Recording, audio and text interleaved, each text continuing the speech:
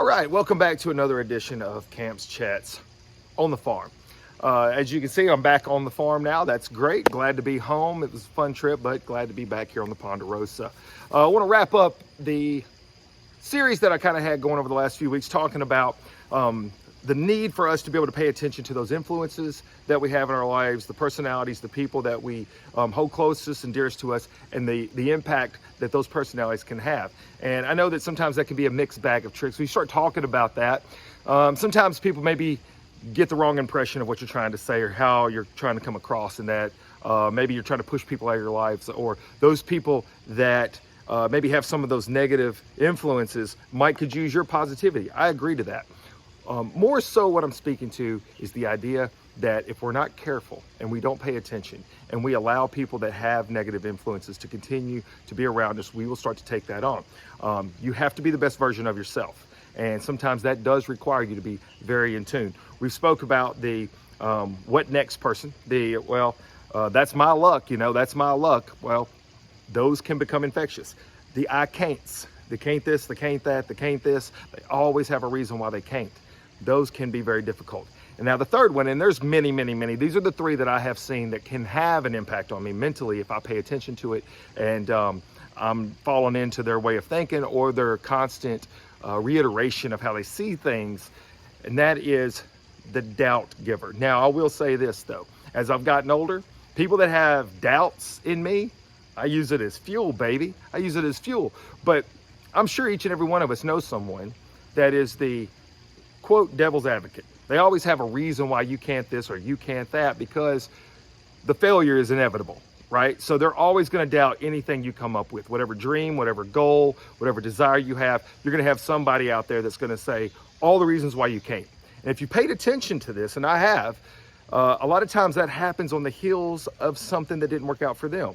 So they start to adopt this idea.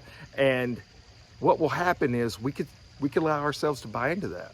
And once you let other people's doubts, especially other people's doubts in you, start to play a role in what you decide that you can or can't do, guess what happens? You end up buying into it. And you got to be very careful with that. I want to use a few examples of myself. And I'm going to say that probably everyone has this. Everyone at some point or another has dealt with this.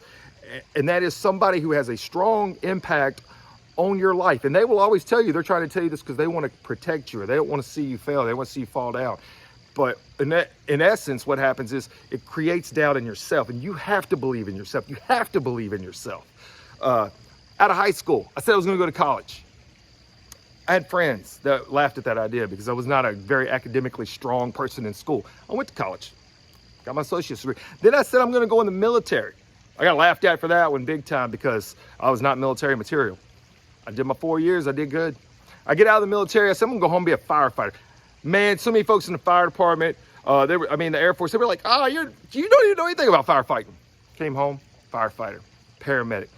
My whole point is this: all along the way, people had doubts in me.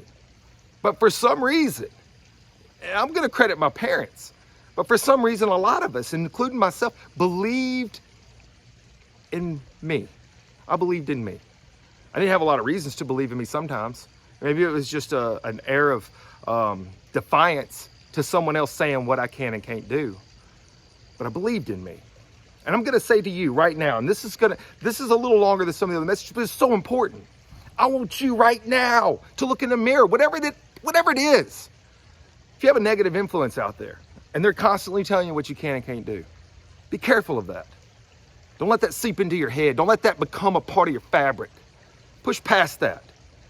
Find what you can do from trial and error. It's okay to look at the possibilities of a failure to try to avoid it. But don't let it deter you from your dreams and from your goals. Go after them. Watch out for the that's my luck people. Watch out for the I can'ters. Watch out for the doubters. There's always going to be those folks. Watch your influences. Protect yourself. Push forward. You can do it. All right. Next week, we're going to start a whole new line of stuff. I've got some things coming up. Man, I've been reading. I don't know. That's weird. I read. Man, I want to have an impact, baby. I want to have an impact. I want to motivate some folks, man. Let's do this. Oh, I love it. Motivate with Coach Camp. Be good to yourselves. I'll see you next week.